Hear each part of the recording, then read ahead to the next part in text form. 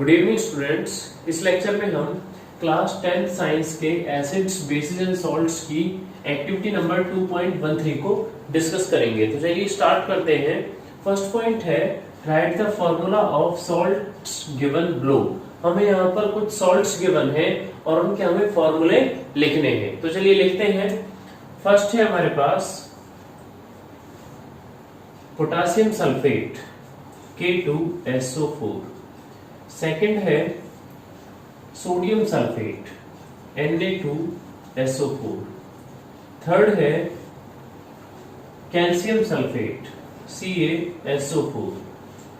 Fourth है magnesium sulphate MgSO4। Fifth है copper sulphate CuSO4। Six है सोडियम क्लोराइड NaCl। सेवंथ है sodium nitrate NaNO3। Eighth है sodium carbonate Na2CO3 and ninth है ammonium chloride NH4Cl। तो इस तरह से हमने यहाँ पर जो सॉल्ट्स हमें गिवन है उनके फॉर्मूले हमने यहाँ पर लिख लिए हैं। उसके बाद सेकंड पॉइंट देखिए।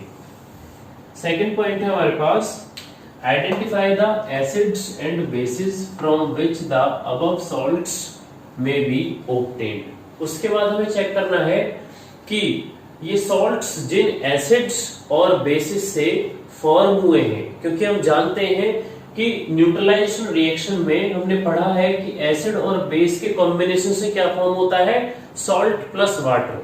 तो यहाँ पर जितने भी सॉल्ट्स हमें गिवन है वो सभी किसी न किसी एसिड और किसी न किसी बेस के कॉम्बिनेशन से फॉर्म हुए हैं। तो हमें यहाँ पर उन एसिड्स और बेसिस को आइडेंटिफाई करना है। ठीक है, तो यहाँ पर हम इसे आइडेंटिफाई करेंगे कैसे। तो देखिए, ये ध्यान रखिए, जब भी हम सॉल्ट को वाटर में डिसॉल्व करते हैं तो हमारे पास एक मेथड बन जाता है कि हम वहां पर एसिड और बेस को आइडेंटिफाई कर सकते हैं। देखिए किस तरह से। हमारे पास एक जनरल इक्वेशन है, salt plus water after that reaction acid plus base. देखिए, अगर हम किसी भी सॉल्ट को वाटर में डिसॉल्व करते हैं तो वहां से हमें एसिड और बेस दोनों ही मिल जाते हैं, जिससे वो सॉल्ट फॉर्म हुआ है। ठीक है, एक तरह से रिवर्सिबल रिएक्शन हो जाती है कि एसिड और बेस से हमें मिलता है सॉल्ट एंड वाटर, और अगर हम सॉल्ट को वाटर में डिसॉल्व करते हैं तो हमें मिल जाता है एसिड और बेस। तो देखिए, सबसे पहले हम स्टार्ट करते हैं K2SO4, क्योंकि हमसे कहा गया है कि जितने भी सॉल्ट्स हैं सबके एसिड्स और बेसिस हमें यहाँ पर आइडेंटिफाई करने हैं। देखिए, सबसे पहले हमारे पास है K2SO4 plus H2O plus 2H2O। After that reaction हमने यहाँ पर 2 लगाया है क्योंकि रिएक्शन बैलेंस करनी है। तो यहाँ पर हो जाएगा 2KOH plus H2SO4। ठीक है, हमारे पास बेस कौन है, बेस है पोटेशियम हाइड्रोक्साइड, और एसिड कौन है, सल्फ्यूरिक एसिड। हमने यहाँ पर थोड़ा आगे पीछे लिख दिया है, तो इसे इस तरह से भी कर सकते हैं आप, जनरल इक्वेशन में इस तरह से भी कर सकते हैं, बेस प्लस एसिड। ठीक है, उसमें कोई प्रॉब्लम नहीं है। अब देखिए, नेक्स्ट है Na2SO4 sodium sulphate Na2SO4 plus 2H2O after that reaction, क्योंकि इस सॉल्ट को भी हम वाटर में डिसॉल्व करेंगे तो यहाँ से हमारे पास बन जाएगा base 2NaOH sodium hydroxide plus H2SO4 sulphuric acid. उसके बाद थर्ड है calcium sulphate CaSO4 plus H2SO4 CaSO4 और H2O 2H2O। यहां से हमारे पास बन जाएगा CaOH2 प्लस H2SO4। यहां से देखिए, कैल्शियम सल्फेट जो हमारे पास सॉल्ट है उसे वाटर में डिसॉल्व करने पर हमारे पास बेस आया है कैल्शियम हाइड्रोक्साइड, और एसिड है सल्फ्यूरिक एसिड। ठीक है, सल्फ्यूरिक एसिड। उसके बाद है कैल्शियम सल्फेट के बाद है magnesium sulphate MgSO4 plus 2H2O। After that reaction क्या बन जाएगा, MgOH2 प्लस H2SO4। ठीक है जी, ये हमारे पास बेस आ गया मैग्नीशियम हाइड्रोक्साइड और एसिड है सल्फ्यूरिक एसिड। उसके बाद हो जाएगा हमारे पास copper sulphate CuSO4 plus 2H2O। After that reaction CuOH2 plus H2SO4। देखिए हम यहाँ पर ध्यान देते हैं तो सॉल्ट में हर जगह पर सल्फेट यूज हो रहा है। जहां जहां पर सल्फेट यूज हो रहा है वहां वहां पर सल्फेट से हमें पता लग जाता है कि यहाँ पर सल्फ्यूरिक एसिड यूज हुआ है। इस सॉल्ट के फॉर्मेशन के लिए हमने क्या कौन सा एसिड यूज किया है, सल्फ्यूरिक एसिड। जहां पर भी आप सल्फेट देखते हो किसी भी सॉल्ट में, ठीक है।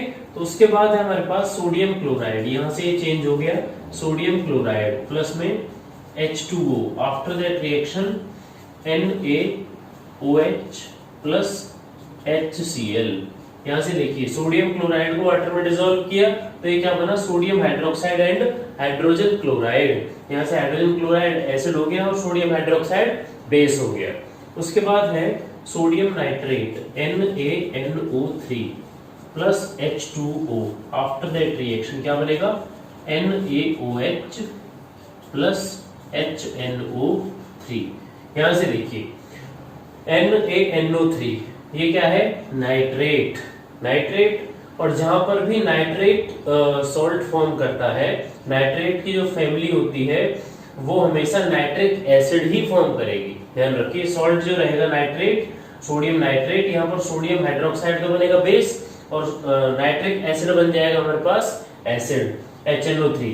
उसके बाद है Na2CO3 सोडियम कार्बोनेट। जहां पर भी कार्बोनेट हमारे पास सॉल्ट में प्रेजेंट होता है, सॉल्ट कौन सा है, कार्बोनेट फैमिली का है, तो यहाँ पर इसे वाटर में डिसॉल्व करने पर क्या फॉर्म होगा, यहाँ से फॉर्म हो जाएगा 2NaOH, यहाँ पर 2 लग जाएगा 2NaOH प्लस में H2CO3। यहाँ पर कार्बोनिक एसिड बन जाएगा। कार्बोनिक एसिड हमारे पास वीक एसिड होता है। बाकी जितने भी एसिड्स यहाँ पर आए हैं, नाइट्रिक एसिड, सल्फ्यूरिक एसिड और हाइड्रोक्लोरिक एसिड, ये तीनों की तीनों स्ट्रॉन्ग एसिड की काउंटिंग में आते हैं। केवल कार्बोनिक एसिड है जो वीक एसिड में काउंट किया जाता है। उसके बाद है NH4Cl प्लस H2O। यहाँ से ध्यान दीजिए अमोनियम क्लोराइड को वाटर में डिसॉल्व करने पर क्या बनता है, अमोनियम हाइड्रोक्साइड NH4OH प्लस और क्या बनेगा HCl। यहां से देखिए इस रिएक्शन को चेक कर लेते हैं बैलेंस है या नहीं है।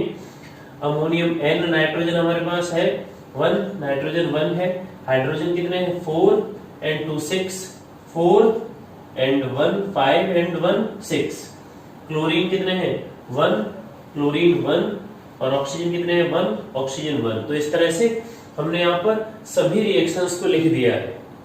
हमने यहाँ पर लिख दिया है कि सॉल्ट को जब हम क्या कर रहे हैं, सॉल्ट की हाइड्रोलिसिस कर रहे हैं। अब देखिए वाटर में डिसॉल्व करने की प्रोसेस को क्या बोलते हैं, हाइड्रोलिसिस प्रोसेस। तो हमने यहाँ पर जितने भी सॉल्ट हमें यहाँ पर दिए गए थे उन सभी सॉल्ट्स को हमने क्या किया है, हाइड्रोलाइज कर दिया है। हाइड्रोलाइज करने पर हमें क्या मिल जाता है, एसिड और बेस। तो हमने यहाँ पर सभी एसिड्स और बेसिस को आइडेंटिफाई कर लिया है। देखिए ये हमारे पास पोटेशियम सल्फेट में, जो पोटेशियम सल्फेट सॉल्ट है, इसमें बेस कौन सा है, पोटेशियम हाइड्रोक्साइड, और एसिड कौन सा है, सल्फ्यूरिक एसिड। इसी तरह से सोडियम सल्फेट में sodium hydroxide and sulphuric acid, calcium sulphate में calcium hydroxide and sulphuric acid. उसके बाद मैग्नीशियम सल्फेट में magnesium hydroxide and sulphuric acid. उसके बाद कैल्शियम सल्फेट में कॉपर सल्फेट में copper hydroxide and sulphuric acid.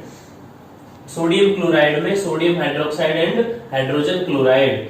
उसके बाद सोडियम नाइट्रेट में कौन है, sodium hydroxide and nitric acid. उसके बाद है सोडियम कार्बोनेट में जब इसे हाइड्रोलिसिस करेंगे तो क्या बनेगा, sodium hydroxide and carbonic acid H2CO3, क्योंकि ये वीक एसिड है हमारे पास, ध्यान रखिएगा। उसके बाद है NH4Cl, ये हमारे पास अमोनियम क्लोराइड प्लस H2O, ये हमारे पास बनेगा NH4OH, ammonium hydroxide plus HCl। इस केस में अगर हम बात करें तो ये हमारे पास क्या है, वीक बेस है। NH4OH क्या है, वीक बेस है, और HCl क्या है, स्ट्रॉन्ग एसिड है। ठीक है, तो इस तरह से हमने सेकंड पॉइंट को कंप्लीट कर लिया है, जहां पर हमने एसिड्स और बेसिस को आइडेंटिफाई कर लिया है। उसके बाद देखिए थर्ड पॉइंट में, salts having the same positive and negative radicals are said to belong to a family। देखिए जो हमारे पास सॉल्ट्स हैं, जैसे मैं एक एग्जांपल लेता हूं यहाँ पर। फर्स्ट एग्जांपल है K2SO4, K2SO4। तो यहाँ पर कहा गया है कि पॉजिटिव और नेगेटिव रेडिकल्स हैं। किसी भी सॉल्ट के पास पॉजिटिव भी रेडिकल होता है और नेगेटिव भी रेडिकल होता है। देखिए पॉजिटिव और नेगेटिव दोनों ही रेडिकल्स होते हैं। किस तरह से फॉर्म होते हैं, 2K 1 positive plus SO4 2 negative. तो यहाँ पर पॉजिटिव रेडिकल कौन है, पोटासियम, और नेगेटिव रेडिकल कौन है, SO4 2 नेगेटिव। ठीक है, तो यहाँ पर हमारे पास ये पॉजिटिव और नेगेटिव रेडिकल हर एक सॉल्ट में प्रेजेंट होते हैं। ठीक है, उसके बाद क्या लिखा हुआ है, how many families can you identify among the salts given in activity. तो हमें इस एक्टिविटी में जितने भी सॉल्ट गिवन हैं उनकी हमें फैमिलीज को आइडेंटिफाई करना है कि भाई कितनी इनकी फैमिली बन सकती है। सेम जो सॉल्ट रहेंगे उनको हमें एक फैमिली में कंबाइन करना है। देखिए किस तरह से करेंगे, जैसे हमारे पास है K2SO4, उसके बाद है Na2SO4, तो ये क्या बन जाएगा, 2Na 1 positive plus SO4 2 negative. Third कौन सा है, थर्ड है calcium sulphate, CaSO4, after that reaction Ca 2 positive plus SO4 2 negative. ठीक है, उसके बाद है MgSO4, after that reaction Mg 2 positive plus SO4 2 negative. उसके बाद इसमें कोई भी सल्फेट की फैमिली नहीं है। आप देखिए यहाँ पर हमने 4 सॉल्ट लिए हैं, potassium sulphate, sodium sulphate, calcium sulphate and magnesium sulphate. अब देखिए ये सब की सब सॉल्ट किस तरीके से कॉमन दिखाई दे रहे हैं। इसमें इन सब में क्या है, SO4 2 नेगेटिव आयन प्रेजेंट है। तो हम क्या कहेंगे कि K2SO4, Na2SO4, CaSO4 and MgSO4 all belongs to family of sulfate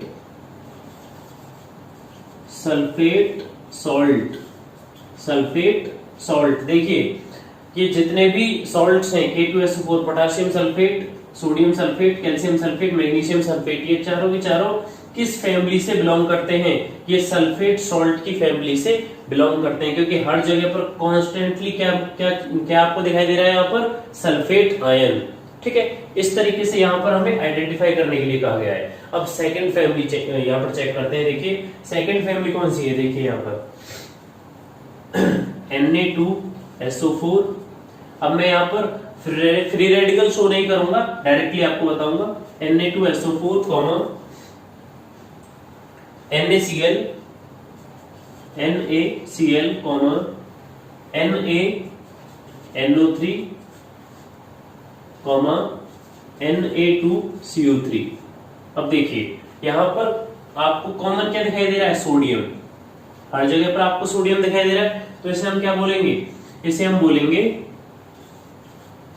family of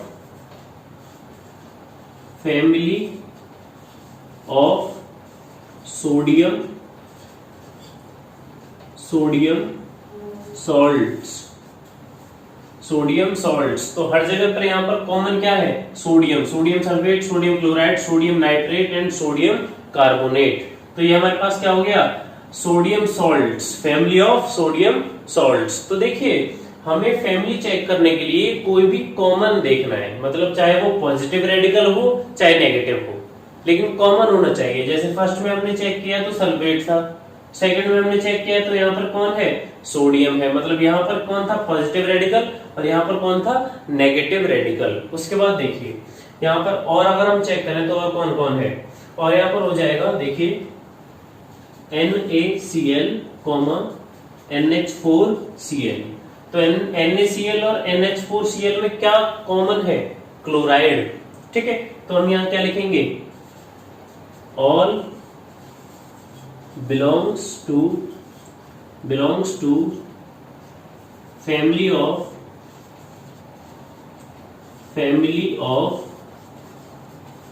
chloride salt। देखिए बहुत सिंपल है कि यहाँ पर अमोनियम क्लोराइड में क्लोरीन है और सोडियम क्लोराइड में भी क्लोरीन है। ठीक है, तो यहाँ पर ये किस तरह से बोला जाता है? सोडियम क्लोराइड, तो क्लोराइड हो गया, और अमोनियम क्लोराइड, तो यहाँ पर भी क्लोराइड हो गया। तो ये कौन सी फैमिली से कोरिलेट किए जाएंगे? क्लोराइड फैमिली से, क्लोराइड सॉल्ट की फैमिली से इसे कोरिलेट किया जाएगा, क्योंकि दोनों में कॉमन क्या है? Cl। यहाँ पर भी Cl है और वहां पर भी Cl है। तो इस तरह से हमने यहाँ पर इस क्वेश्चन का आंसर भी कर दिया है। How many families can you identify among the salts given in activity? के आप कितनी फैमिलीज को आइडेंटिफाई कर सकते हो? इस सॉल्ट में कितनी फैमिलीज को आप आइडेंटिफाई कर सकते हो? तो हमने यहाँ पर 3 फैमिलीज को आइडेंटिफाई किया है। सबसे पहले कौन है? Sulphate salts. दूसरा कौन है हमारे पास? सोडियम सॉल्ट, उसकी फैमिली है। और थर्ड कौन है? क्लोराइड सॉल्ट की फैमिली। ठीक है, तो इस तरह से हमने यहाँ पर सभी क्वेश्चंस को डिस्कस कर लिया है। आई होप कि आपको एक्टिविटी 2.13 समझ में आई होगी। अगर इस एक्टिविटी में कोई भी डाउट है तो आप कमेंट सेक्शन में पूछ सकते हैं। नेक्स्ट एक्टिविटी हमारे पास एक्टिविटी 2.14। तो चलिए स्टार्ट करते हैं। फर्स्ट पॉइंट है collect the following salt samples. हमें यहाँ पर कुछ सॉल्ट सैंपल्स को कलेक्ट करना है साइंस लैबोरेटरी से। फर्स्ट है sodium chloride, second potassium nitrate, third है एल्यूमिनियम क्लोराइड, फोर्थ है जिंक सल्फेट, फिफ्थ है कॉपर सल्फेट, सिक्स है सोडियम एसिटेट, सेवंथ है सोडियम कार्बोनेट एंड एट्थ है सोडियम हाइड्रोजन कार्बोनेट। ठीक है, इन सबको हमें कहां से कलेक्ट करना है? लेबोरेटरी से। उसके बाद सेकंड पॉइंट है check there solubility in water. हमसे यहाँ क्वेश्चन पूछा गया है कि इन सभी सॉल्ट्स की सॉल्युबिलिटी को चेक करना है, हमें वाटर में सॉल्युबिलिटी को चेक करना है। थर्ड पॉइंट है check the action of these solutions on litmus and find the pH. उसके बाद हमें ये भी चेक करना है कि वाटर में सॉल्युबल होने के बाद इन सॉल्यूशंस का लिटमस पे क्या एक्शन रहेगा और इसकी पीएच वैल्यू क्या रहेगी। उसके बाद नेक्स्ट पॉइंट है fourth, which of the salts are acidic, basic and neutral. उसके बाद चेक करना है कि कौन कौन से सॉल्ट्स इसमें से एसिडिक हैं, बेसिक है या न्यूट्रल हैं। फिफ्थ पॉइंट है हमारे पास आइडेंटिफाई द एसिड और base used to form salt. तो लास्ट एक्टिविटी में जो हमसे क्वेश्चन पूछा गया था वो यहाँ पर भी है कि हमें इन सॉल्ट्स में कौन कौन से एसिड और बेस इनको फॉर्म करने के लिए यूज किए गए थे, उन सबको भी आइडेंटिफाई करना है। तो चलिए स्टार्ट करते हैं।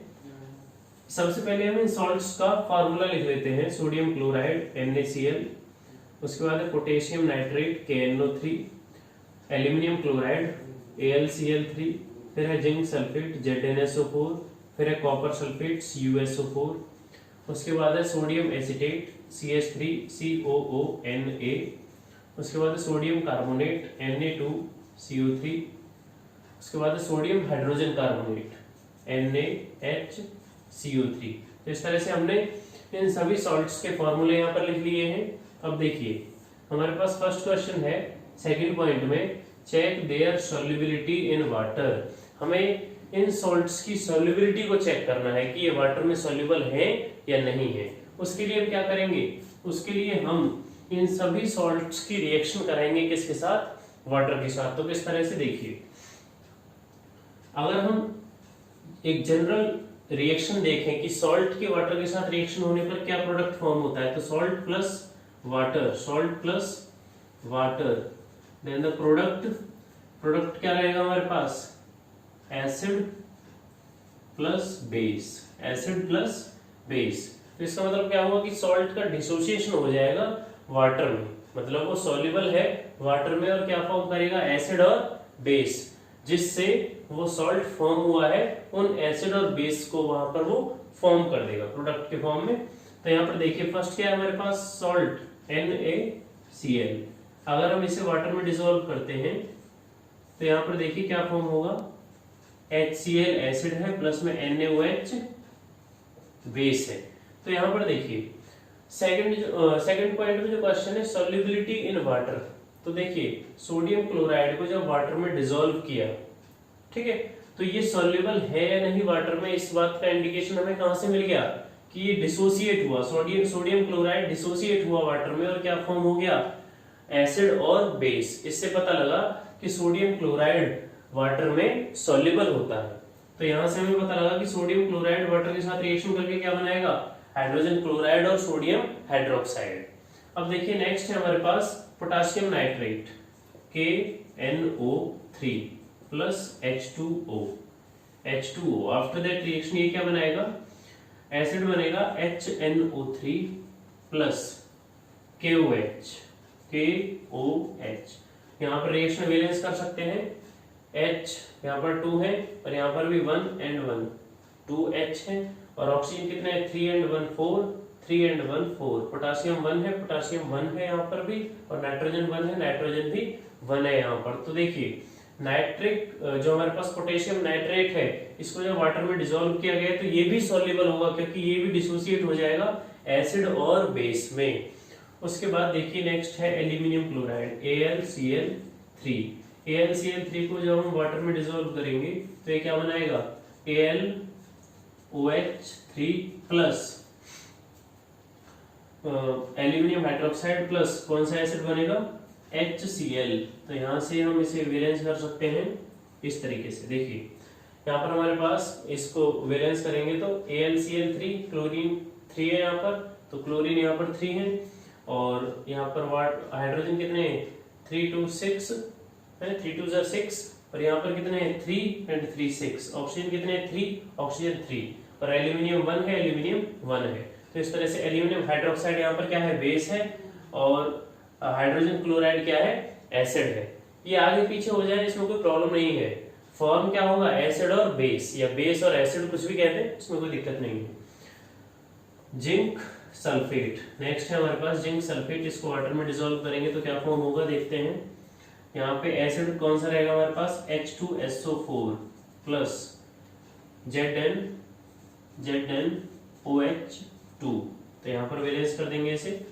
तो यहाँ से हमें पता लगा कि जिंक सल्फेट भी वाटर में सॉल्युबल है क्योंकि यहाँ पर भी एसिड और बेस फॉर्म हो गए हैं। अब देखिए नेक्स्ट है हमारे पास CuSO4 जब रिएक्शन में आएगा तो प्लस में 2H2O। After that reaction CuOH2 plus H2SO4। इस तरह से हमारे पास ये बन जाएगा, एसिड ये है और बेस ये है हमारे पास। अब देखिए इसे अगर हम सही भी करना चाहें तो एसिड बेस को आगे पीछे कर सकते हैं, आप कोई प्रॉब्लम नहीं है। जैसे यहाँ पर ये बेस हो गया है तो इसे आगे पीछे कर सकते हैं इस तरीके से, 3HCl प्लस में एल्यूमिनियम हाइड्रोक्साइड, ठीक है। इसी तरह से ये बेस है, ये एसिड है, इसको भी आगे पीछे कर सकते हैं, H2SO4 प्लस CuOH2, ठीक है। उसके बाद है सोडियम एसिटेट CH3COONA। अगर हम इसे वाटर में डिसॉल्व करते हैं तो ये क्या फॉर्म करेगा, ये फॉर्म करेगा CH3COOH जो कि एक एसिड है, एसिटिक एसिड, प्लस बेस कौन सा बनेगा यहाँ पे NaOH सोडियम हाइड्रोक्साइड। उसके बाद है सोडियम कार्बोनेट को जब हम वाटर में डिसॉल्व करेंगे तो ये क्या बनाएगा, देखिए ये बनाएगा हमारे पास 2NaOH, सॉरी एसिड बनाएगा, पहले तो हम यहाँ एसिड लिखेंगे H2CO3 प्लस दूसरा है 2NaOH। इस तरह से सोडियम कार्बोनेट के केस में, और यहाँ पर सोडियम हाइड्रोजन कार्बोनेट के केस में भी सेम ही रहेगा, NaHCO3 plus H2O। After that reaction क्या बनाएगा यहाँ पर बनाएगा H2CO3 है, कार्बोनेट ये भी है तो यहाँ पर भी कार्बोनिक एसिड बनेगा, प्लस में बेस क्या है, यहाँ पर भी बेस कौन है NaOH सोडियम हाइड्रोक्साइड। तो इस तरह से हमने चेक कर लिया है कि सभी सॉल्ट सॉल्युबल हो जाएंगे वाटर में क्योंकि वहां पर हर जगह प्रोडक्ट में एसिड और बेस का फॉर्मेशन हो रहा है। अगर ये एसिड और बेस में डिसोसिएट नहीं होते तब हम क्या कहते कि ये इनसॉल्युबल है, वाटर में सॉल्युबल नहीं है, अगर यहाँ पर इनका डिसोसिएशन नहीं होता। ठीक है, तो सेकंड पॉइंट में जो फर्स्ट क्वेश्चन है उसका आंसर हमने कर दिया है। अब देखिए third point, check the action of these solutions on litmus and find the pH. अब देखिए इस क्वेश्चन का आंसर अभी हम स्किप करते हैं क्योंकि इस क्वेश्चन का आंसर हम बाद में कर सकते हैं, पहले फोर्थ और फिफ्थ का हम आंसर करेंगे। फोर्थ और फिफ्थ पॉइंट में जो क्वेश्चन है, देखिए which of the salts are acidic, basic and neutral. हमें चेक करना है कि यहाँ पर जो सॉल्ट्स है हमारे पास इनमें से कौन एसिड है, कौन एसिडिक है, कौन बेसिक है और कौन न्यूट्रल है। उसके लिए हम चेक करेंगे इनमें जो हमने यूज किए हैं एसिड और बेस। देखिए यहाँ पर क्या है, यहाँ पर HCl स्ट्रॉन्ग है, स्ट्रॉन्ग एसिड है और बेस भी स्ट्रॉन्ग है। अब जहां पर स्ट्रॉन्ग एसिड और स्ट्रॉन्ग बेस यूज किए जाते हैं तो वहां पर सॉल्ट कैसा बनता है, न्यूट्रल सॉल्ट, न्यूट्रल सॉल्ट।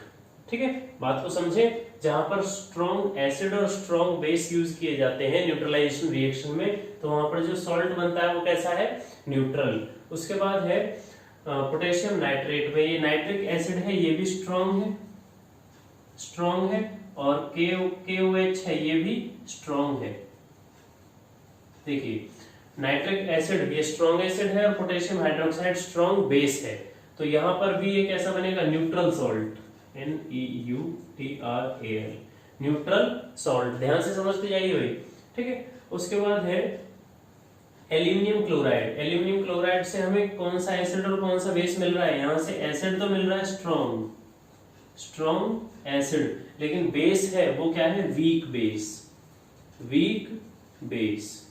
समझे ना, यहां से हमें वीक बेस मिला है तो यहां पर इसका नेचर कैसा हो जाएगा, जो स्ट्रॉन्ग है उसी के अकॉर्डिंग इसका नेचर रहेगा। इसका नेचर रहेगा एसिडिक, एसिडिक सॉल्ट। कैसा नेचर है, एसिडिक सॉल्ट। ये सॉल्ट कैसा है, एसिडिक इन नेचर। उसके बाद है जिंक सल्फेट। जिंक सल्फेट में सल्फ्यूरिक एसिड है जो कि स्ट्रॉन्ग है और जिंक हाइड्रोक्साइड है जो कि वीक बेस है, वीक बेस। ध्यान से समझते जाइए भाई। ठीक है, तो वीक बेस है और स्ट्रॉन्ग एसिड है तो ये कैसा हो जाएगा, acidic, acidic salt, acidic salt. उसके बाद है कॉपर सल्फेट। कॉपर सल्फेट में सल्फ्यूरिक एसिड है, ये भी क्या हो जाएगा, strong acid and weak base, weak base. ध्यान से समझते जाइए, स्ट्रॉन्ग एसिड है और वीक बेस है। कॉपर सल्फेट क्या हो जाएगा, एसिडिक, एसिडिक सॉल्ट, क्योंकि यहां पर स्ट्रॉन्ग एसिड है हमारे पास, बेस क्या है, वीक है। उसके बाद नेक्स्ट है सोडियम एसिटेट। सोडियम एसिटेट में जो एसिड है वो वीक है। ध्यान से समझिए, एसिड क्या है, वीक है और बेस है स्ट्रॉन्ग। बेस क्या है, स्ट्रॉन्ग। ध्यान से समझते जाइए, स्ट्रॉन्ग क्या है, बेस, और वीक क्या है, एसिड। तो इसे क्या बोलेंगे, बेसिक सॉल्ट, बेसिक सॉल्ट। ठीक है जी। अब देखिए नेक्स्ट है हमारे पास सोडियम कार्बोनेट। सोडियम कार्बोनेट से हमें क्या मिल रहा है, H2CO3 और H2CO3 सोडियम हाइड्रोजन कार्बोनेट से मिल रहा है। तो ये दोनों की दोनों क्या हैं, ये दोनों की दोनों वीक एसिड हैं। ये दोनों की दोनों क्या हैं, वीक एसिड हैं, वीक एसिड, वीक एसिड। और दोनों जगह पर हमें सोडियम हाइड्रोक्साइड मिल रहा है, ये क्या है, दोनों की दोनों स्ट्रॉन्ग बेस, स्ट्रॉन्ग बेस। ठीक है जी। तो यहां पर भी हमें पता लगा कि स्ट्रॉन्ग बेस है तो ये दोनों की दोनों क्या हो जाएंगे, ये दोनों की दोनों हो जाएंगे basic salt, basic salt, basic salt. ठीक है, तो यहां से हमने चेक कर लिया है कि इन सॉल्ट्स का नेचर क्या है, कि कौन सा सॉल्ट एसिडिक है, कौन सा बेसिक है और कौन सा न्यूट्रल है। मतलब हमने फोर्थ पॉइंट में जो क्वेश्चन पूछा गया है उसका आंसर यहां पर कर लिया है। अब देखिए, अब हम करेंगे यहां पर पीएच वैल्यू को फाइंड। पीएच देखिए खुद से समझिए, यहां पर अगर हमारे पास न्यूट्रल सॉल्ट है सॉल्ट कैसा है, न्यूट्रल है, क्योंकि स्ट्रॉन्ग एसिड है और स्ट्रॉन्ग बेस है। तो यहाँ पर पीएच क्या रहेगा न्यूट्रल के केस में 7 मतलब न्यूट्रल।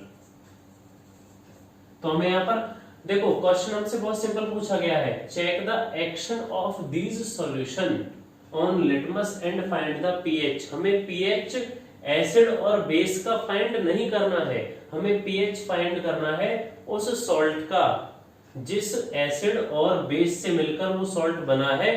उस एसिड और बेस का हमें चेक नहीं करना है, हमें उस सॉल्ट सॉल्यूशन का चेक करना है। यहाँ पर जो सॉल्यूशन है उसका मीनिंग है कि जो सॉल्ट सॉल्यूशन है उसका हमें पीएच चेक करना है। तो पीएच हमारे पास क्या रहेगा 7, क्योंकि वो जो सॉल्ट है वो न्यूट्रल सॉल्ट है, ठीक है, जो हमने अभी चेक भी किया था। उसके बाद यहाँ पर भी स्ट्रॉन्ग है तो ये भी न्यूट्रल है, तो यहाँ पर भी 7 हो जाएगा, ठीक है।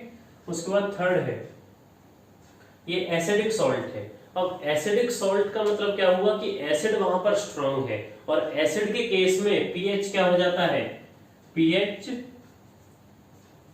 Less than 7, pH less than 7। बहुत सिंपल सी बात है, पीएच क्या हो जाएगा आपके पास लेस देन 7। इस तरह से भी आप लिख सकते हैं इसे, पीएच इज लेस देन 7, और लेस देन 7 का मतलब क्या हो गया एसिडिक, ठीक है। उसके बाद फोर्थ है हमारे पास जिंक सल्फेट। जिंक सल्फेट में भी क्या है एसिडिक सॉल्ट, एसिडिक सॉल्ट में भी सेम रहेगा, पीएच इज लेस देन 7 मतलब एसिडिक, एसिडिक, क्योंकि हम जानते हैं एसिड के केस में पीएच की वैल्यू क्या होती है लेस देन 7, ठीक है। उसके बाद देखिए नेक्स्ट है कॉपर सल्फेट, उसमें भी क्या है एसिडिक है, तो यहाँ पर भी क्या हो जाएगा पीएच इज लेस देन 7, यहाँ पर भी एसिडिक रहेगा, एसिडिक रहेगा। अब देखिए अगर हम बात करें, ये हम बात कर चुके हैं कॉपर सल्फेट तक, मतलब यहां तक बात हम कंप्लीट कर चुके हैं, यहां तक, ठीक है। यहां तक अगर हम बात करें कॉपर सल्फेट तक, तो ये सब की सब क्या है acidic salt, acidic salt, acidic salt. Acidic salt हमारे पास 3 है, तो 3 के लिए क्या हो जाएगा पीएच लेस देन 7, पीएच की वैल्यू क्या हो जाएगी लेस देन 7, जो कि क्या नेचर शो करेंगे एसिडिक। उसके बाद है हमारे पास बेसिक सॉल्ट।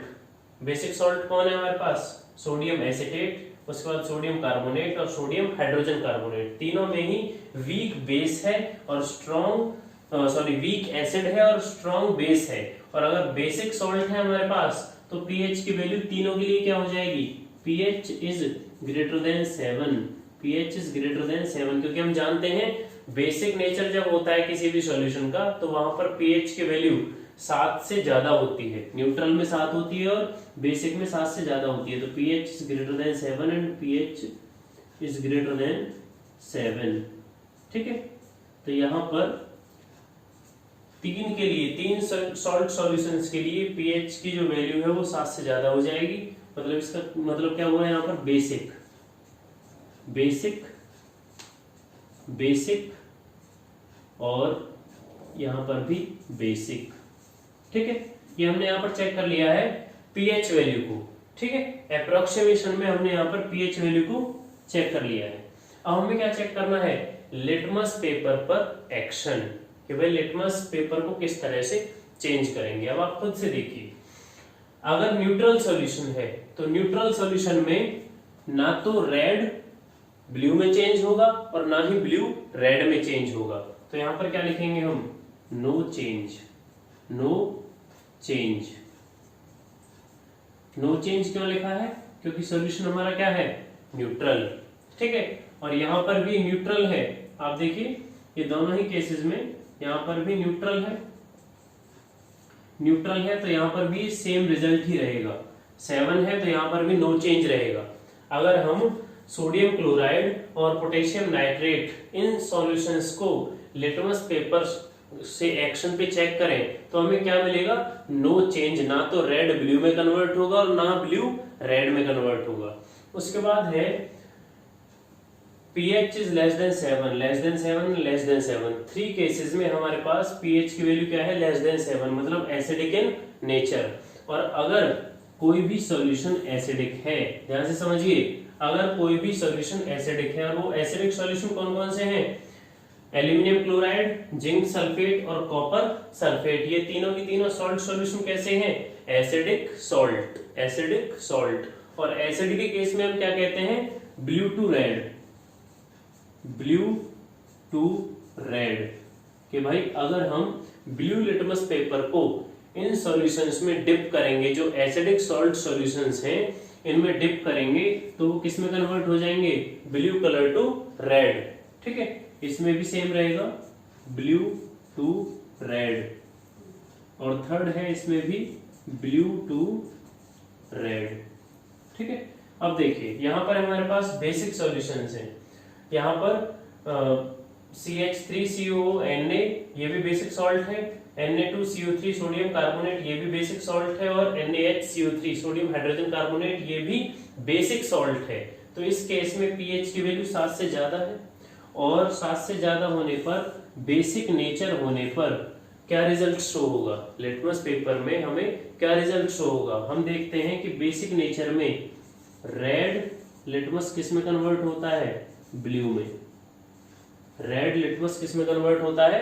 ब्लू में। आप ध्यान रखिए, बेसिक के केस में ब्लू रेड में कन्वर्ट नहीं होगा, रेड ब्लू में कन्वर्ट होगा। तो यहां पर हो जाएगा red to blue, red to blue, और इसमें भी रेड टू ब्लू। ठीक है जी, तो यहां पर हमने इन सभी क्वेश्चंस को डिस्कस किया है। एक बार दोबारा से इसे रिवाइज कर लेते हैं। देखिए, check there solubility in water. अगर हम सॉल्ट जो हमारे पास गिवन है उनकी रिएक्शन वाटर के साथ कराते हैं, अगर हम उन सॉल्ट्स को वाटर में डाल देते हैं और वो डिसोसिएट हो जाते हैं एसिड और बेस में, अगर वो डिसोसिएट हो जाते हैं एसिड और बेस में, तब हम कहेंगे कि salts are soluble in water. जो भी हमारे पास सॉल्ट हैं वो वाटर में सॉल्युबल हैं। ठीक है जी। उसके बाद देखिए, यहां पर हमने चेक किया था कि सॉल्ट को वाटर में डाला तो सभी एसिड और बेस में कन्वर्ट हो गए हैं। तो हम कह भी सकते हैं कि ऑल सॉल्ट्स जो इस एक्टिविटी में हमारे पास गिवन है, all salts are soluble in water. अब देखिए next question, check the action of these solutions on litmus. अब यहाँ सॉल्यूशन की बात किसके लिए हो रही है? सॉल्यूशन हमारे पास है सॉल्ट सॉल्यूशन, ना कि एसिडिक और बेसिक सॉल्यूशन। हमारे पास है सॉल्ट सॉल्यूशन की बात।